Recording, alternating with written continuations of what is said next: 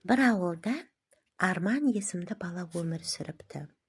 Арман өте ақылды, бірақ бір істі бастауға келгенде еріншектігі де жоқ емес еді. Әсіресе бөлмесін жинау ол үшін әлемдегі ең қиын жұмыс сияқты көрінетін. Bir күні Арман бөлмесінің ортасында тұрып, жан-жағына қарады. Үстелдің үстінде қаламдар мен дәптерлер шашылып жатыр.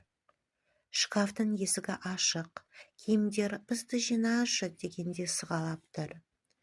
Ойыншықтар болса, еденде жарысып жүргенде бытырап кеткен. Ой, бұл, мұның бәрін жинауға бір жыл кететін шығар. Ешқайсысына тескім келмейді, деп Арман төсегіне жата кетті. Сол кезде бөлмеге атасы кіріп келді. Ол Арманның мұңайып жатқанын көріп, қасына отырды да, жылы жымиып былай деді.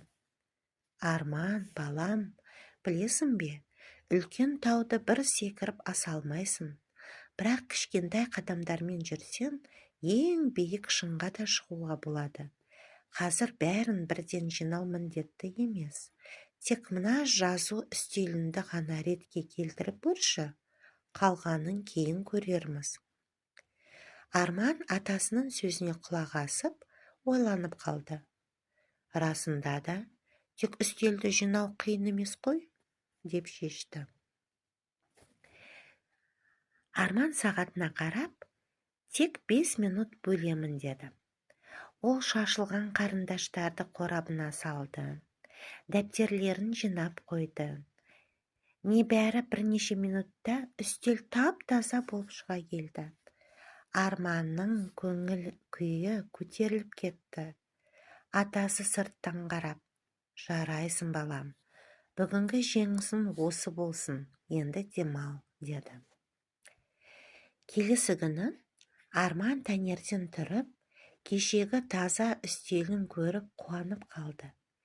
Енді оның ішінде бір қызығушылық оянды. Үстелім әдемі болса, шкафым неге мұңайып тұр? Атам айтқандай, тағы бір кішкентай қадам жасап көрейінші. Ол шкафтың тек бір сөресін ғана жинауға кірісті. Түрлі түсті жейделерін бүктеп, орнына қойды. Бұл да көп уақыт алмады. Арман өзін нағыз батыр сезіне бастады. Осылайша Арман күн сайын кішкене ғана ыстындырып отырды. Bir күні ойыншықтарын себетке салды. Келесі күні